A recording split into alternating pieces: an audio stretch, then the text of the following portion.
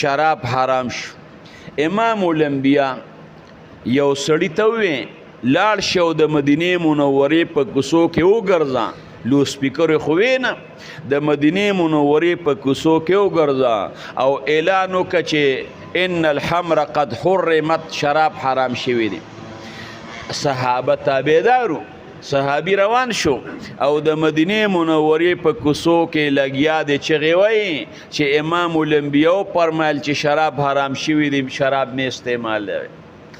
دا اواز وی کور ته راغی، غوږ ولم اواز راغی، وی ما ته ابوطلحه راته وایي چې اخرج اوځه پنظر لږ وګوره چې د اواز د څه دی، ما هذا الصوت، د اواز د څه دی.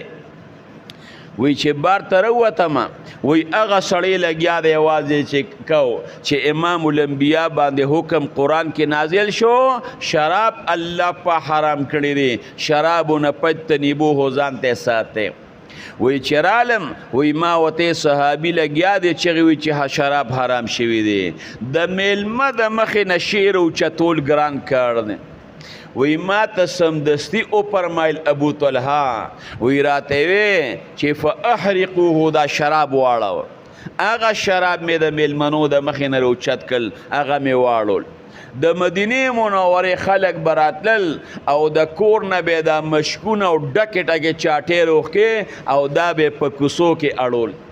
حالان کې سرکه خو جایزه ده او د شرابونه چې سرکه جوړی نو لږه سرکه پوچې سرکه د شرابو یو چاټی کې ورواچو سمدستي به سرکه شي، او یا لږ مالګه پکې ورواچوه سرکه به ترې جوړه شي. صحابو دا نه دی ویلې چې اورېږه چې مالګه او سرکه پکې ورواچو سرکه به ترې جوړه کړو، یا چې حرام شو نو موږ له استعمال حرام دی. اورېږه په دې باندې خو موږ ډېرې زیاتې پیسې ورکړې دي او دا به په ذمیانو باندې موږ خرڅ کړو. نه، بس امام الانبیاء وی شراب حرام شوي دي. دا واړوې هغه مدینې منورې کوڅو کې شراب د اوبو په شان ته بهېدل.